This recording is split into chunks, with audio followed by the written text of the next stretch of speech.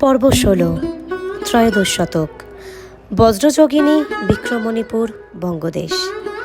আচম্বিত চুম্বন। গুরুদক্ষিণা কি দেবে? এই প্রশ্ন সেই ঝটিকামুখর সন্ধেবেলায় উচ্চারিত হয়েই সমাপ্ত হয়ে গেল না। তারপর যতবার চাকলোচা স্বয়ংবিদার সঙ্গে সাক্ষাৎ করেছেন, ততবারই আলোচনার শেষাবধি তন্ত্র সাধনার অভিমুখে গিয়েছে এবং আলোচনার অন্তে স্বয়ংবিদার সেই এক প্রশ্ন, গুরুদক্ষিণা কি দেবে? চাক চিন্তাকুল সত্যই স্বয়ংবিদাকে গুরুদক্ষিণা দেবার মতো কোন সঞ্চয় তার আছে? নালন্দার বৃদ্ধ অধ্যাপক আর্য শ্রীভদ্রকে উপহার প্রদানের নিমিত্ত তিব্বত দেশ হতে তিনি একটি সংঘাটি আনয়ন করেছিলেন। এতদ্ব্যতিরিক্ত অন্য দ্রব্যাদি কিছুই আনয়ন করতে পারেননি। পথ দুর্গম এবং দস্যুদের দ্বারা উপদ্রুত সেই পথে প্রাণরক্ষা করে কোনো মতে অভিযাত্রীগণ ভারতে আসেন। ফলত স্বয়ংবিদাকে গুরুদক্ষিণারূপে প্রদেয় বস্তু চাগের নিকট অপ্রতুল। অবশ্য বঙ্গদেশে অবস্থানকালে কতিপয় দ্রব্যাদি তিনি স্বভূমিতে নিয়ে যাবার জন্য সংগ্রহ করেছেন, কিন্তু সে সকল বস্তু স্বয়ংবিদার নিকট নূতন কিছু নয়।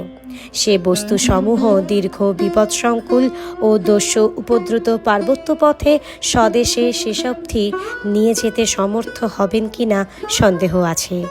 1 মাস পূর্বে এক বঙ্গীয় বস্ত্রশিল্পী চাকলোচাবাকে কার্পাস বস্ত্রের উপর একটি বর্ণময় আলেখ্য রচনা করে উপহার দিয়েছিলেন। আলেখ্যে ভবচক্র, দ্বাদশ নিদান প্রভৃতি অঙ্কিত ছিল। এতদ্বিষয়ক চিত্র বা তংখা তিব্বতে অলভ্য নয়, কিন্তু কলাপটু বঙ্গীয় শিল্পীর রচনায় দেশজ বৈশিষ্ট্য ছিল। বর্ণবিন্যাসে ও রূপকল্প রচনায় বিশেষ নিজস্বতা ছিল, যা চাকলোচাবাকে মুগ্ধ করে। অনেক চিন্তা করে সেই আলেখ্যটি স্বয়ংবিদাকে প্রদান করবেন। চাক এইরূপ মনস্থ করলেন, কিন্তু সেটি কোথায়? আজ প্রাতে কক্ষের অন্যান্য বস্তুর ভিতর অনুসন্ধান করতে করতে অবশেষে এক গ্রন্থের নিম্নে আলেখ্যটি পাওয়া গেল, কিন্তু সেই অনুসন্ধান অবসরে চাক হঠাৎ আবিষ্কার করলেন যে কাষ্ঠ পেটিকায় দীপঙ্কর লিখিত পুঁথি, জপমালা ও তারাদেবীর মূর্তিটি ছিল। সেই পেটিকাটি কক্ষে কোথাও নাই। কি আশ্চর্য! পেটিকা কোথায় গেল? গতরাত্রি অবধি কক্ষের এক পাশে ছিল। পুঁথিটি লোচাবা গতরাত্রেও শয়নের পূর্বে পাঠ করেছিলেন। উন্মত্তর ন্যায় চাক কক্ষমধ্যে পেটিকার অনুসন্ধান করতে লাগলেন। ভিক্ষু শ্রীভদ্র তাঁকে পেটিকাটি রক্ষা করার ব্যাপারে সদা সতর্ক থাকতে বলেছিলেন।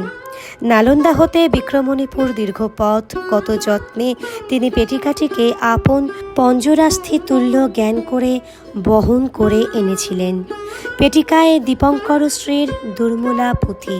হায় হায়, তিনি কি অসাবধানতাবশত পেটিকাটিকে কোনো বস্তুর অন্তরালে রেখেছেন, অথবা অতি সাবধান হতে গিয়ে এমন দূরধিগম্য স্থানে রেখেছেন যে এখন নিজেই খুঁজে পাচ্ছেন না। সে বস্তু তো এত ক্ষুদ্র নয় যে কোনো বস্তুর আড়ালে রাখা যাবে। বহু অনুসন্ধান করে নিরাশ্চিত্ত চাকলোচাবা অবশেষে সিদ্ধান্ত করলেন পেটিকা কক্ষ হতে অন্তর্হিত। নিশ্চয়ই কেউ পেটিকাটি কক্ষ হতে নিয়ে গেছে। কিন্তু কে সেই পেটিকা গ্রহণ করবে? এই প্রাসাদ সুরক্ষিত, অতিথিশালা ভৃত্যদিগের দ্বারা সদা রক্ষিত। তবে এ কক্ষে কোনো তস্কর প্রবেশ করবে সেও নিতান্ত অসম্ভব। দ্বারে উপেন্দ্র উপবিষ্ট, তবে কি রক্ষকই ভক্ষক? না, সেও অসম্ভব। এই পুঁথি, এই জপমালা আর এই তারামূর্তি বিষয়ে উপেন্দ্রর বিন্দুমাত্র আগ্রহ থাকার কথা নয়। কিন্তু কেউ কক্ষ হতে পেটিকা অপসারিত না করলে কাষ্ঠমঞ্জুষা কি খেচর পক্ষী যে কক্ষ হতে উড়ে যাবে? অথবা কোনো ঐন্দ্রজালিক মন্ত্র বলে পেটিকাটিকে অন্য কোনো রূপে রূপান্তরিত করে দেবে? সেদিনের সেই অপরাহ্নে স্বয়ংবিদা যেমন অদৃশ্য হতে আবির্ভূত হলেন, খঞ্জন পক্ষীটিকেও আর কুত্রাপি দেখা গেল না। সে পক্ষী যেন অদৃশ্য হয়ে গেল। এও কি তদ্রূপ? আচ্ছা,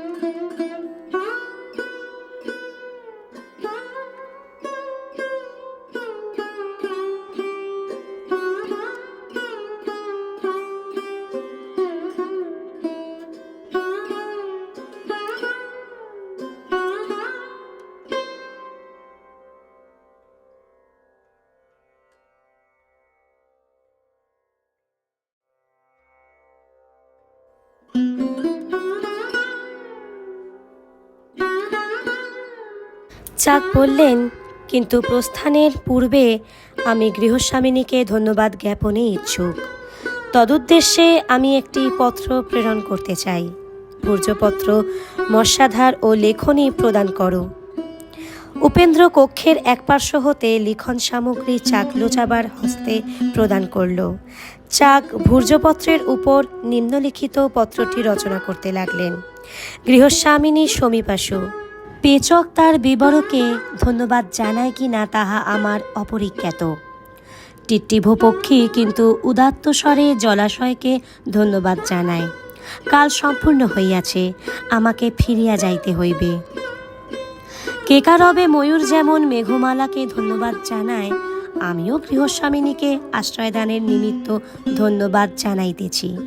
নক্ষত্রমালা তথাপি মনে রাখিবে, এ গৃহে আমি কি পাইলাম। অনিকেত পান্থ আমি কত গৃহে আশ্রয় খুঁজিয়াছিলাম, ধিকৃত হইয়াছিলাম সর্বত্র, কেবল এই গৃহেই আশ্রয় মিলিয়াছিল। কানন ছায়ায় শান্ত এই হর্মগৃহটি দিবাভাগে আমার সুখনির রচনা করিয়াছিল, রজনীতে দিয়াছিল আরাম এবং বিশ্রাম। করুণা কৃপা বিস্মৃত হইবার নহে। রিক্ত হৃদয় একদা আমার পূর্ণ হইলে যৎকিঞ্চিৎ প্রতিদান দিবার প্রয়াস করিব। লেখনটি ভৃত্যহস্তে প্রেরণ করিলাম, তজ্জন্য ক্ষমা করিবেন, নমস্কার জানিবেন। ইতি চাকলোচাবা নাম উত্তর কুরুদেশাগত অতিথি শ্রমণ বিরাচিতায়ং লেখ। পত্র রচনা সমাপনান্তে চাক উপেন্দ্রর উদ্দেশ্যে বললেন, যাও, পত্রটি গৃহস্বামিনীকে প্রদান করো। অতি বিরক্তভাবে উপেন্দ্র পত্রহস্তে কক্ষ পরিত্যাগকালে আত্মগত স্বরে বলেছিল, এ কি অনাসৃষ্টি! এত বৎসর পরিচর্যা কর্মে যুক্ত আছি, কখনো দেখিনি অতিথি গৃহস্বামিনীকে পত্র প্রেরণ করে।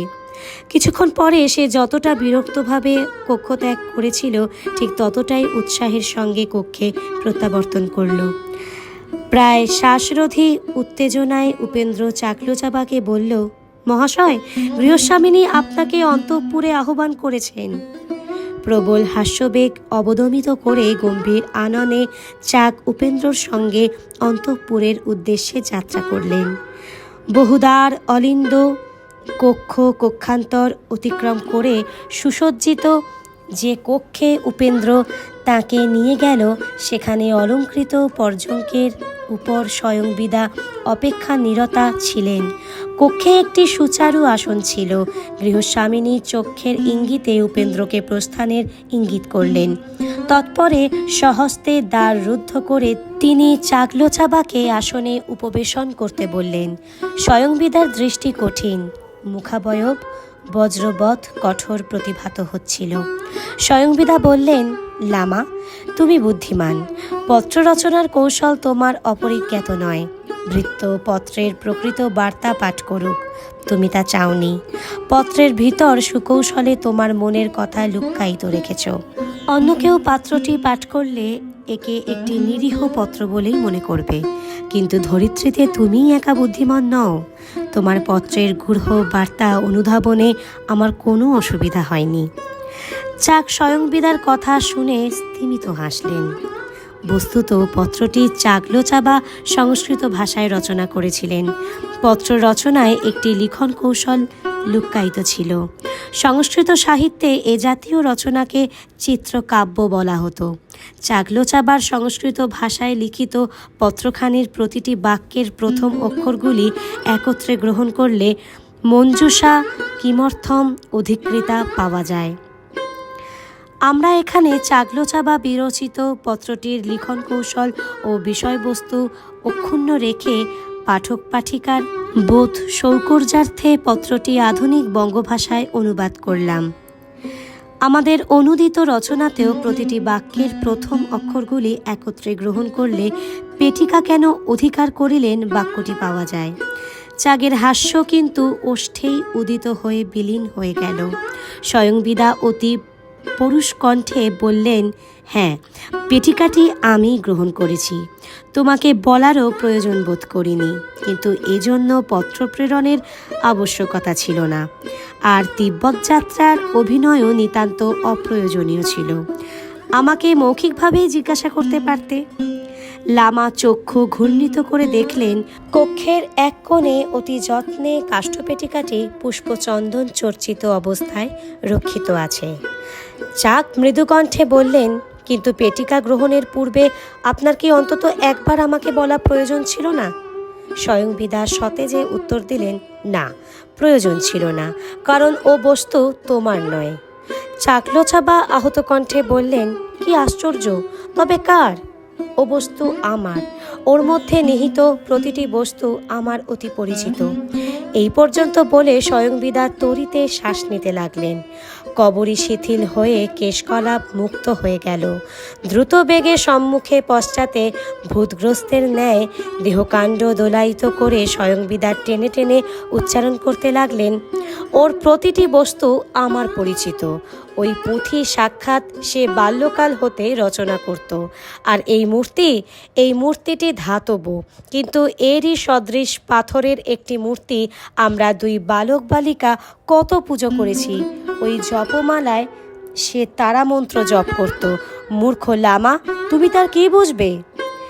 চাগলোচাবা উচ্চস্বরে অনুনয় করে বলে উঠলেন, দেবী, আপনি প্রকৃতিস্থা হন। আপনি কার কথা বলছেন? লোচাবার উচ্চকণ্ঠে এসে ভাবাবেগ যেন সহসা স্তিমিত হল। শ্বাস স্বাভাবিক, চক্ষু পূর্ববৎ, শুধু কেমন যেন অসহায় আর্ত নিতান্ত স্বাভাবিক স্বরে স্বয়ংবিদা অবাক হয়ে বলে উঠলেন, আমি এতক্ষণ কি বলছিলাম? চাক স্তিমিত স্বরে বললেন, কিছু না। স্বয়ংবিদা ক্লান্ত কণ্ঠে বললেন, পেটিকাটি তুমি কি নেবে? নিতে পারো। ওই কোণ হতে নিয়ে যাও। চাকলোচাবা বললেন, না, ও বস্তু আপনার নিকটেই থাক। আমি এইমাত্র বুঝেছি আপনার অপেক্ষা অধিকতর যত্নে পেটিকাটি কেউ রক্ষা করতে পারবে না। মনে হলো স্বয়ংবিদা এ কথায় যেন সুখী হলেন। তথাপি তার চোখে পুনরায় বিষাদের আচ্ছন্নতা নেমে এলো। তিনি আচ্ছন্ন কণ্ঠে বলতে লাগলেন, মধ্যে মধ্যে আমার একই এক প্রকার অবস্থা হয় জানো। আমি জানি না কি হয়, যেন মনে হয় কতবার আমি দেহ পরিগ্রহ করেছি। মনে হয় কত জন্ম যেন পূর্বে আমি ছিলাম। কে এক চন্দ্রগর্ভের সঙ্গিনী, আমি তাকে ভালোবাসলাম। সে অনুধাবন করল না, সে স্নেহ করল, তারপর কোথায় যেন হারিয়ে গেল। আমার কেন এমন হয় লামা? আমি দীর্ঘকাল এক কাপালিকের সঙ্গিনী ছিলাম। তিনিই এ গৃহে দীর্ঘকাল গৃহস্বামী রূপে ছিলেন। তাকে তুমি সেই রজনীতে দেখেছ। কিয়ৎ দিবস পূর্বে তার সাধনা পূর্ণ হওয়ায় তিনি অন্যত্র চলে গেছেন। তাকে আমি আমার সমস্ত অসহায়তার কথা এবং বিধ ভাষাবস্থার কথা নিবেদন করেছিলাম। তিনি বললেন, এই সকল চিন্তা অপগত না হলে আমার সাধন পথ অবরুদ্ধ হয়ে থাকবে। আমাকে এই ভাবের উপশমের উপায়ও তিনি বলেছিলেন, কিন্তু সেই উপায় সুদুর্লভ। লামা প্রশ্ন করলেন, কি সে উপায়? স্বয়ংবিদা বললেন, মানব দেহে মেরুদণ্ড আছে জানো, ওইটি সাধন পথ। ওই মেরুদণ্ডে একের উপর আরেক মোট 33টি অঙ্গুরীয়কের ন্যায় অস্থি আছে। ওইগুলিকে কশেরুকা বলা হয়। ওই 33টি কশেরুকা সূত্রে গ্রথিত করলে একটি মালা নির্মিত হয়। ওই কশেরুকার মালা তোমাদিগের তিব্বত দেশে কোনো এক স্থানে লভ্য। তিব্বত না অন্য কোথাও, তাও ঠিক জানি না। ওই মালা ধারণ করলে তবেই আমার এই ভাবের উপশম হবে। এরূপ কোনো কশেরুকার মালার কথা আমি স্বদেশে শ্রবণ করিনি। যদি আমার স্বদেশ নিকটে হতো তবে তা তন্ন তন্ন করে অনুসন্ধান করে আনাতাম। তথাপি আমি প্রযত্ন করব। প্রয়োজনে সেই মালা আমি তিব্বত থেকে স্বয়ং আহরণ করে আনব, আর সেই মালাই হবে আমার গুরুদক্ষিণা। আবেগতপ্ত কণ্ঠে চাগলোচাবা আরও যেন কিছু বলতে যাচ্ছিলেন, কিন্তু স্বয়ংবিদার গণ্ডদেশ আবার উত্তপ্ত আরক্তিম হয়ে উঠছে দেখে নিজেকে সংযত করে নিলেন। স্বয়ংবিদা নিজ কুঞ্চিত কেশজালের ভিতর করাঙ্গুলি চালনা করতে করতে তন্দ্রালস কণ্ঠে বললেন, তুমিও চলে যাবে লামা? সবাই কেন চলে যায়? চন্দ্রগর্ভ চলে গেল, সেই কাপালিকও চলে গেল, তুমিও চলে যাবে? কিন্তু কিভাবে যাবে? দীপঙ্কর সম্পর্কে তোমার অন্বেষা যে সম্পূর্ণ হয়নি। যাবে? তবে যাও। আমি অনন্ত জন্ম ধরে আমার প্রণয়ের অপেক্ষায় বাতায়ন প্রেক্ষায় বসে থাকব। সে শব্দগুলি যেন গভীর হাহাকারের ভিতর হতে উত্থিত হয়ে কক্ষের বিরহ মেদুর বাতাসের ভিতর মরতে লাগল। লামা দেখলেন স্বয়ংবিদা নিঃশব্দে কাঁপছেন। চাক জানাতেও পারলেন না সেই নীরব কক্ষে কখন তিনি আসন হতে গাত্রোত্থান করে সেই অভিমানিনীর শিরদেশ কি অব্যর্থ প্রেরণায় আপন বক্ষের ভিতর গভীর আশ্লেষে জড়িয়ে ধরেছেন। এক আবিষ্ট মুহূর্ত কক্ষের ভিতর নেমে এলো। অশ্রুর প্লাবনের ভিতর অপরূপা রমণীর দৃঢ় কুচাবরণ কঞ্চুলিকা শিথিল হলো।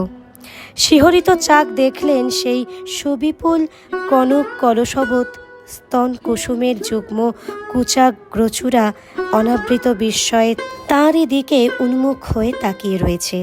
স্বয়ংবিদা শ্বাসের গভীরে উচ্চারণ করলেন, বেশ, তবে যাও। এই বলে চাগলোচাবার অশ্রুসিক্ত কপালে তীব্র চুম্বন করলেন।